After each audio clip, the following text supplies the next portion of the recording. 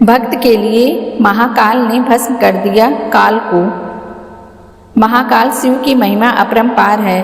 उन्हें प्रसन्न करने के लिए किसी खास प्रयास या पूजा पाठ की जरूरत नहीं होती, बल्कि सच्ची श्रद्धा और पूरे मन से किया गया प्रयास आपको भोलेनाथ की कृपा का पात्र बना सकता है। शायद यही वजह है कि अपने भक्तों के लिए महाकाल ने काल तक को भस्म कर दिया था। मान्यता है कि भक्तों का चरित्र पढ़ने और सुनने से भोलेनाथ की असीम कृपा और पुण्य की प्राप्ति होती है। भक्त के प्रति महाकाल की अगाध आस्था की जिस कहानी का हम जिक्र कर रहे हैं, वह स्वयं भगवान कार्तिकेय ने संतों को सुनाई थी।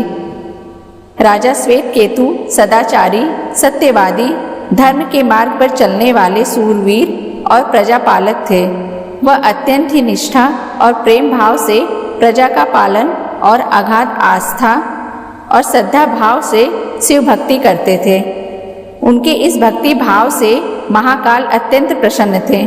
उनकी कृपा से श्वेत केतु के राज्य के लोग दुख, दरिद्रता, अकाल मृत्यु और महामारी से अछूते थे।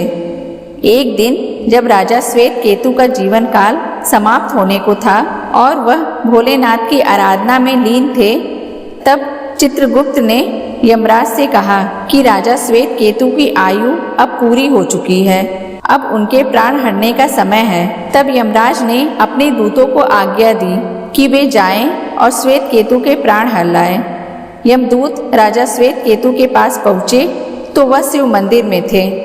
दूत बाहर ही खड़े हो गए। श्वेत केतु गहरे ध्यान में थे। बहुत देर हो गई, न श्वेत केतु का ध्यान टूटा और न यह दूत हिले। दूत बिना अपना काम किए खड़े रहे। जब वे वापस नहीं पहुँचे तो यमराज ने विलम्ब होते देखा तो काल दंड संभाला और खुद चल पड़े। लेकिन वहां उन्होंने देखा कि श्वेत केतु तो महादेव की साधना में लीन है। अब तो वह सोच में पड़ गए कि इसके प्राण कैसे हरें। उन्होंने सोचा कि यह अभी पूरी तरह शिव पूजा में डूबा है। इस स्थिति में शिव पूजा का उल्लंघन नहीं किया जा सकता।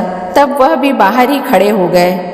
इधर जैसे ही काल को इसकी सूचना मिली तो उन्होंने तलवार निकाली और शिव मंदिर में जा घुसे। काल ने देखा कि राजा श्वेत केतु अभी भी भगवान शिव के लिंग स्वरूप के सामने बैठे ध्यानमग्न हैं। वह झपट कर आगे बढ़ा और जैसे ही उसने राजा श्वेत केतु का सिर काटने के लिए तलवार उठाई, शिव ने अपना तीसरा नेत्र खोलकर काल की ओर देखा। भोलेनाथ का तीसरा नेत्र खुलते ही काल वहीं राजा श्वेत केतु के सामने जलकर भस्म हो गया।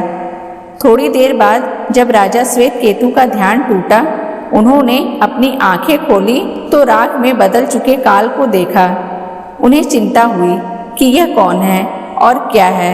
श्वेत केतु ने भगवान शिव से पूछा, हे भोलेनाथ, ये किसकी राख है? इसे किसने और क्यों जलाया? तब भोलेनाथ ने बताया कि यह काल था जो कि तुम्हारे प्राण हरने आया था।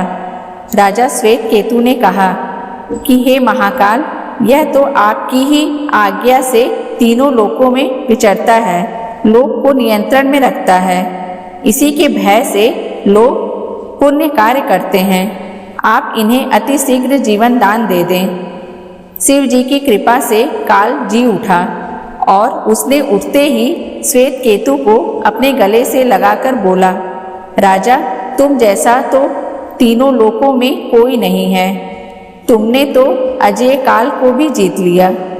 जीवन दान पाकर काल और यमराज ने कहा कि ऐसे जातक जो शिव जी के परम भक्त हैं, सच्चे मन और पूरी श्रद्धा से महाकाल की पूजा में लीन रहते हैं, सिर पर जटा और गले में रुद्राक्ष पहनते हैं, विभूति का त्रिपुंड ललाट लगाते हैं और पंचाक्षर मंत्र का जप करते हैं, उन्हें कभी भी अकाल मृत्यु का ग्रास नहीं बनना पड़ेगा।